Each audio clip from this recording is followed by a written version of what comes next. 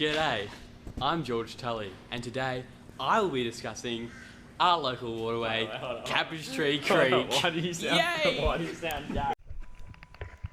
The purpose of this investigation is to identify the various user groups of Cabbage Creek and Moreton Bay, how they utilise the waterway, and evaluate their individual and collective effect on the area.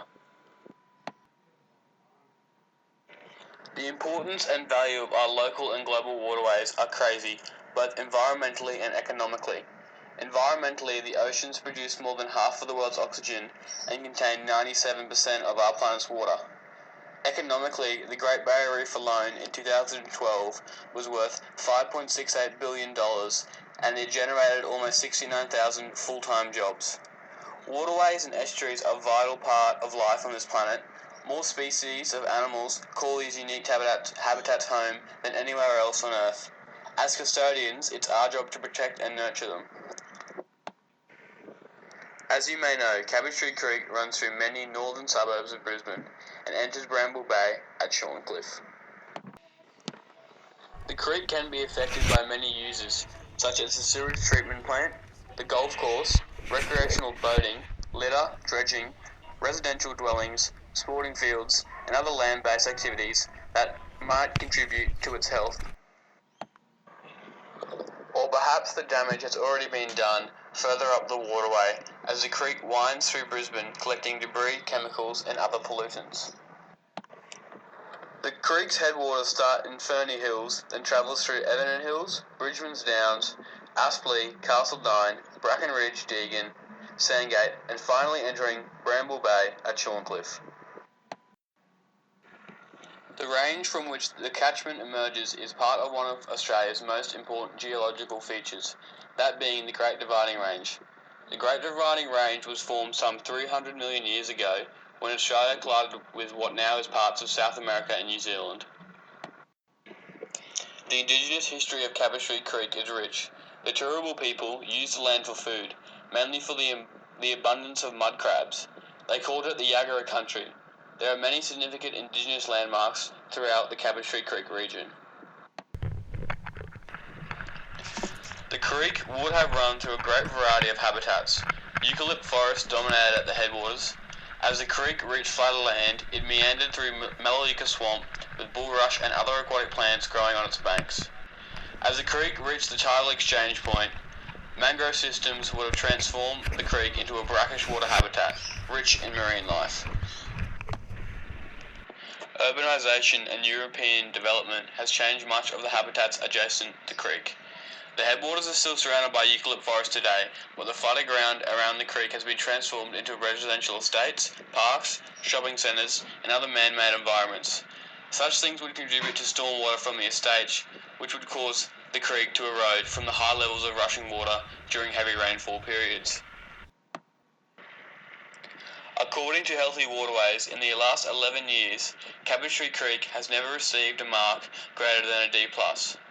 They measure the water quality using four main factors.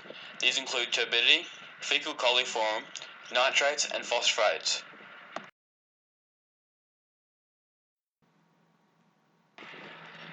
Turbidity is a measure of water clarity and how much material is suspended in the water, which decreases the passage of light through the water. Things that have increased turbidity in Cabbage Creek are dredging, mangrove removal, wave action, boating, bank erosion, stormwater, and dirt piles that have been washed into creeks from building sites and residential properties. Fecal coliform bacteria generally originates in the intestines of warm-blooded animals. Things that contribute to fecal coliform levels in the creek are the sewage treatment plant, the dog park surrounding the creek, and the stormwater runoff. Nitrates and phosphates are chemicals commonly used in fertilizer and contain high acidic levels. It is naturally healthy for a creek to contain nitrates and phosphates, but too many cause significant damage to the waterway. Predominantly washed into the creek with stormwater from playing fields and golf courses, but also gets washed into the creek by everyday people from their gardens. Grass clippings are high in nitrate levels. There are many people who use Cabbage Creek. The effects these uses have is either a positive or negative effect on the health of our creek. I'll be interviewing different user groups to discuss their effect on the area. The elevated water components in Cabbage Creek could be entering the waterway from a variety of sources. These sources include stormwater runoff from residential and industrial environments, grass clippings from playing fields and the golf course, boat activity, dredging occurring at the mouth, the sewage treatment plant, mangrove removal in the tidal section. These factors all contribute to the overall water quality of Cabbage Creek. After heavy rainfall, the turbidity increases. This is a reoccurring pattern because the stormwater runoff goes straight into the creek, and with a high flow rate, it takes all sorts of debris with it, including dirt, silt, and mud, which in turn increases the turbidity in the tidal section of the creek. Another trend would be the increase in fecal coliform levels when the sewage treatment plant overflows. Every time it overflows, untreated human feces gets pushed into the creek, and therefore the fecal coliform levels increase. In evaluating the task, I have found that there are numerous activities and sources that contribute to the water quality in Cabbage Creek. Everyone contributes to the health of the waterway. Even if you live up in the foothills of the Taylor Range, we are all responsible and have to be conscious of our actions as we are now the custodians of this catchment. In conclusion, I believe that the quality of the water directly relates to the use and pressure us humans put on the creek.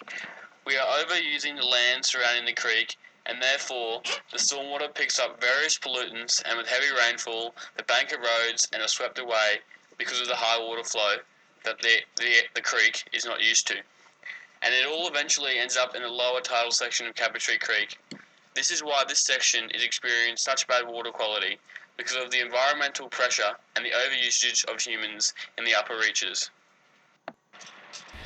In order to improve water quality, I highly recommend that the stormwater system is dramatically improved so the creek doesn't end up full of pollutants.